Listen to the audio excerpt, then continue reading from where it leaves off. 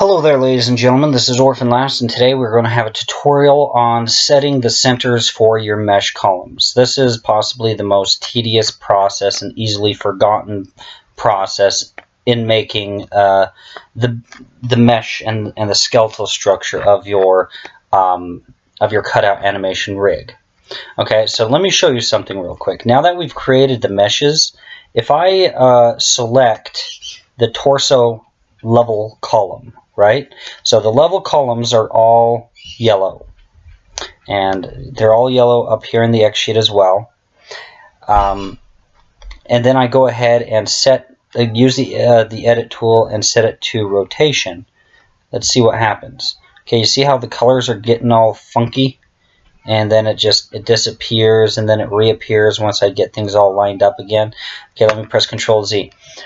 When we're working with the cutout animation rig, we're not going to be doing any transformations with the edit tool to the actual level columns. We're going to be doing the transformations with the mesh columns, right? So basically you're going to have to reset all of your centers. So basically your centers are going to be like right here, each and every single one of them. And so when you go about rotating them, they're going to be rotating around this axis, every single one of them, whether it's your whether it's the torso, whether it's the thigh, the calf, the ankle, basically the upper arm, the forearm, the hand, the head. All of your meshes need to have their centers put into place all over again. And this is really tedious, but there's two ways that you can do this. Okay, one way is pretty self-explanatory. You can just go ahead and grab your center and put it where it needs to be, and then just eyeball it between the two of them until they kind of match up, and that's good enough. But if you are more of a perfectionist than I am, and I am a bit of a perfectionist, what you can do is you can select your torso level column, and you can go ahead and select the north and south location information, highlight it, press Control C, go here to your mesh column, and then select the north and south information and paste it in. And then you go back to your level column for the torso, go to the east and west location and highlight it, press Control C, go back to your mesh column, go to the east and west information, highlight it, press Control V, and then ta-da, you just copied and pasted its location, and it will be in the identical spot as the other. Even though they'll jump around a little bit visually here, they're literally occupying the exact same space.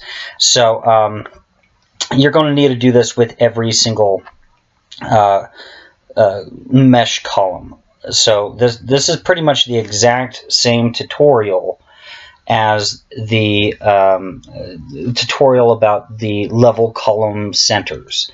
Okay, you're setting the level column centers. It's the exact same process, basically, except that now you have two different columns to represent the exact same appendage. So if I pull out my edit tool, center, you got that. You just need to make sure that you get your center for your mesh itself right there at the ankle, with your thigh, or no, calf. You need it at the knee. For your thigh, you're going to need to have it right there, just above the groin, basically right where the ball joint is tying into the hip.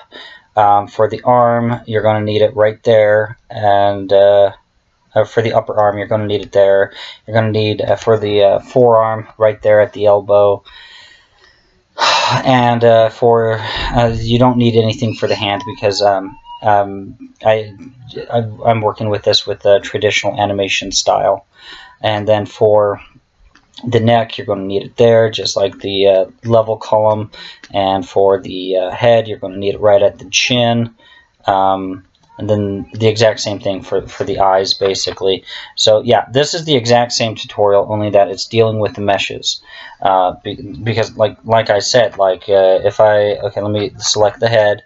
If you don't set the centers for your head, you're going to wind up with a lot of problems where well, yeah, you're going to wind up with problems, especially when you're trying to pose this guy inside of an animation. So that pretty much concludes it for this tutorial. Just go, like, I'm pretty sure you understand at this point what you need to do. Please like, share, and subscribe, and have a good day.